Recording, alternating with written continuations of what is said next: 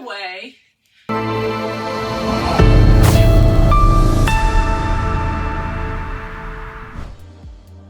Yes, of course you don't want to get sit on. You know, the fun thing about Allie is she's out and about everywhere with Mark as a working dog, and she's a Belgian Malinois. So her being calm is an example of how well trained we train our service dogs. I'm Sandra LaFont, the National PTSD Service Association. We've been 501c3 since 2016, and Allie in 2012 gave us an understanding of how life-changing a well-trained service dog is, and Mark wanted a Belgian Malinois. So me and Mark are founders, and the nice thing is we're rolling out the red carpet for all veterans and first responders, especially in the Siesta Key, Sarasota, Venice, Tampa, Port Charlotte area of Florida. I know what I'm going to show today with the virtual dog training, besides having her outdoors off leash, is my favorite part about control of your dog. And that is having the dog whose sole purpose is in life to please you as the owner. So even if you have a little Pomeranian, a Shih Tzu, any animal that is got the four-legged and the nose and the ears, that's a dog, that's how God created them. So we're going to work with that ability. And the neat thing about lots of distractions, now it's safe because I have her under control. That's what you can expect from a service dog when Mark is out and about. Of course, he has a collar on her, a leash. We have a leash law. Does he need the leash to have control of her? No, because she lives and breathes to work, and we've taught her that way. We've activated the thing in her brain, and we're 100% successful with our recipients because with activating the things in their brain, it causes us to redirect around the PTSD injury. Now, I had a head injury, I recovered, and I can tell you, and I posted on Facebook and I'll post it on our website today, there's science behind what's going on here. And the cool thing about all of the documentation is I'm living proof that it's 100% effective, and we all know what a difference pets make. She brought that up on one of our interviews together, that just having a dog got her out of the house. And we have read in her blog, there are some very dark times for family members who have experienced war.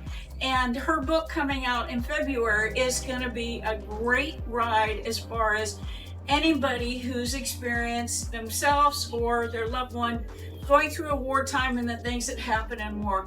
And you'll cry, you'll laugh, and you'll heal through the process. So Linda and I will be on a book tour in Florida, and most likely we'll have the dog with me. So what I'm going to show is one of the simple things that you get to go from A to Z in training.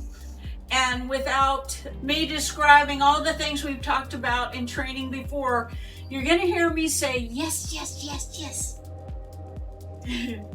That's my cat in the background. Because the dog is going to live for the yes. Of course we feed them. But in this process, if you really want to go from A to Z and get quick control of your dog, even if the dog is 13 years old, take that food time and turn it into training time, even if it's just 3 minutes. And I got an extra hint for you. And of course I buy the big, because I have a lot of dogs. So if you have a little dog and you have a little bit of refrigerator room, this is fresh food. So I've just cut some. Yes.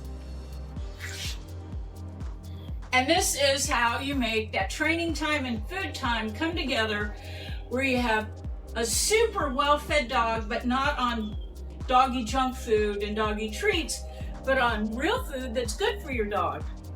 And where you want that dog to live is right here, paying attention. Now, this is the fun part of a high drive dog. Allie's already had breakfast. She looks like she's hungry, right? Super high drive dogs can masquerade as perpetually hungry dogs.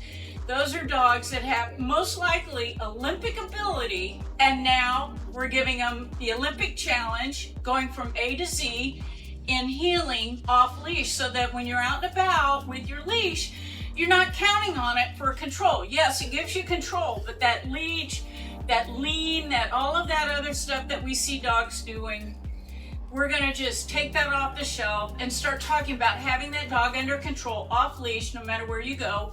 Starts in your house, in the hallway, in your backyard, and take the food away and use the training treat that's not people like, you know, that'd be like a human living on ice cream. You need the substance that makes your body work really well, no matter what age, no matter what your blood type. You know what you eat that makes you do well. This stuff has it all.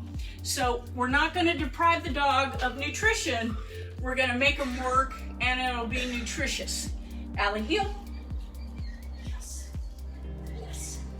Yes, yes, yes, yes, yes. Okay. So that was a quick, I had her right here. You're paying attention, yes. Good. And you didn't know, but I have my hand closed, and she's living right there. So if your dog's never done this before, you can do this right now at home and keep the dog right there.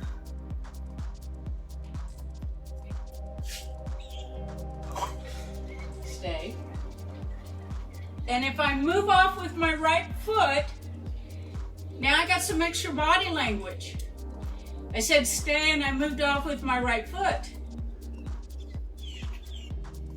In a crowd, she's got to be paying attention to which foot I'm moving off of. And if she can't hear me, if I move with my left foot, we're going. Allie, hip.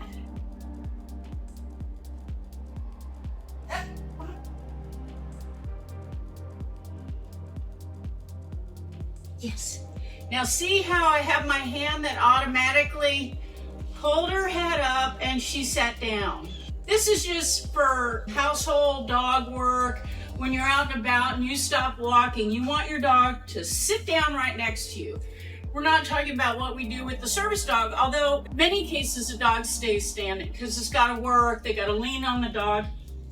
Now you're working. We're always going to start with fun and end with fun. And she's not hungry because she's already had breakfast, but she's working because she knew you were on the show. So Allie, stay.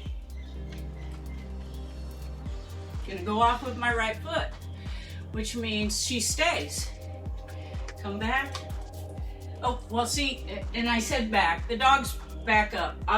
If you come to one of my demonstration alleys there, we back up really fast, because if you're in a wheelchair or in a grocery store and it's a service dog and you're backing up your cart, you need the dog to back up too. Yes, you're so good. Allie, down. Good. And a couple minutes at a time. How easy? Yes, you're done. You're done. And she's not going to go far, right? Because this is really good, nutritious food. If you're just starting out and your dog's a runner, this is one way to really challenge your dog. Do it in your backyard, do it in your household, and do it 3 or 4 times in the morning. You know when the training's done is when the dog's like, okay, I'm done. Stop giving the food then. So that we're not going to starve any animals here. We're going to get their full attention so you have great control. And isn't, Allie, down? Yes. Isn't that a great metaphor for what we do at the National PTSD Service Association? We give back the control, we give back the opportunity to go on. We're not discounting anything anyone's been through. In fact, we are so thankful for your service, veterans and first responders, that we want to serve you and provide a highly trained service dog. It is not a pill, but it is a furry ball of fun. It's not a family dog, but it is with the family for a very long time, and everyone has a great time with the dog, but the dog's going to be there working. And if you already have a cat and a bunny and a pet squirrel and all the other cool things that are out there, we'll make sure we match you up with the right dog for you and your family and what it is that you want to do. I'm Sandra LaFlamme with the National PTSD Service Association. Have a great morning.